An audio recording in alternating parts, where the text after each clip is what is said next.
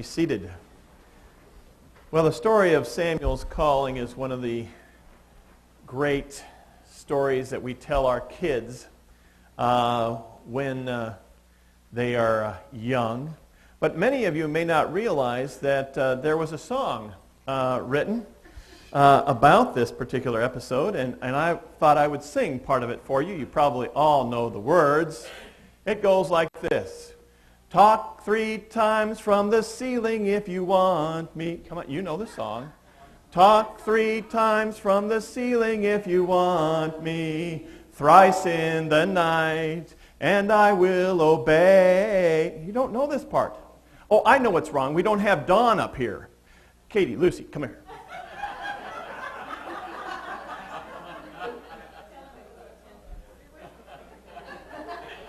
What? You don't have a shiny dress? Okay. All right. That's probably why you didn't get the lyrics to this. I'm sure it wasn't my singing. Anyway, this is one of the great stories in the Bible, but it's trying to tell us some things that we may not have thought about since we were little kids, as it tries to teach us that we need to listen to the Word of God and then apply it in our life, and that there are consequences if we don't.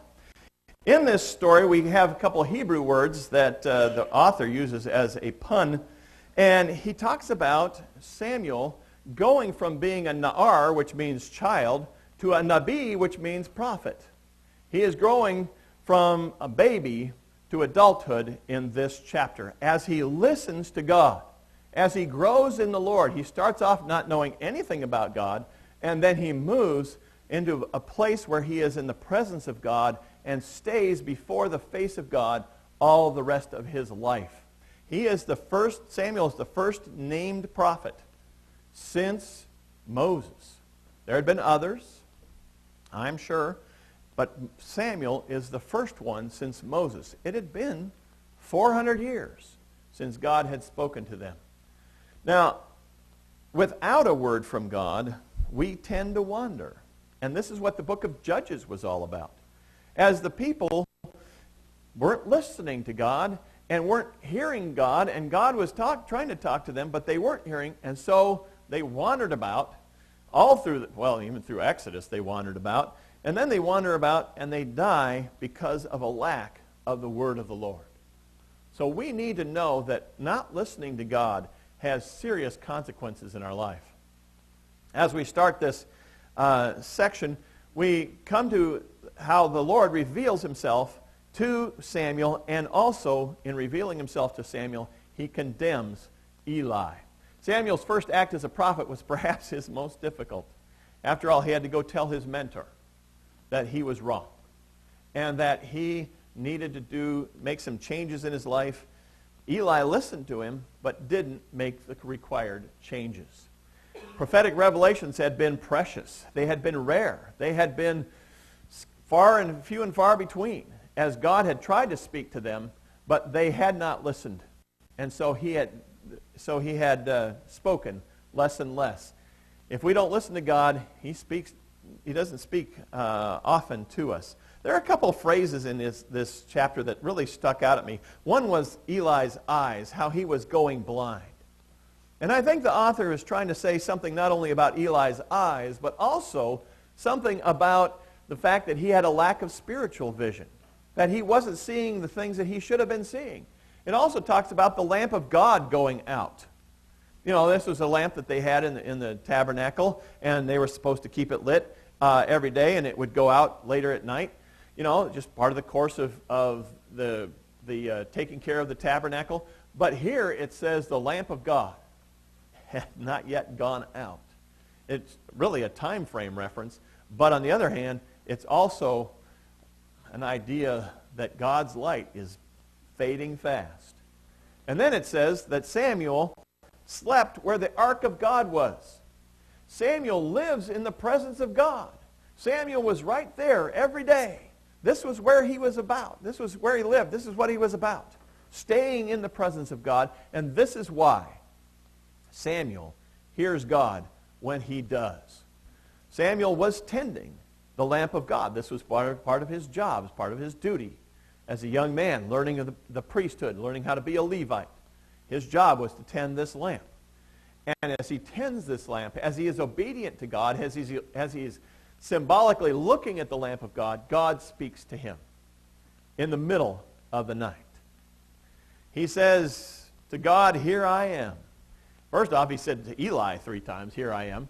You know, Samuel did not initially know the Lord, as it tells us. He's not a miraculous baby like John the Baptist was. John the Baptist recognized Jesus before he was born. Samuel has to grow in his understanding of who God is as God speaks to him. He didn't know the Lord. And so he goes to Eli 3 times and says, "Eli, what do you need?" Well, I'm sure Eli was really happy about being woken up. You know, well, except old people, we're always awake. Get up half a dozen times during the night, don't we? So he goes to Eli and says, "What do you want?" Eli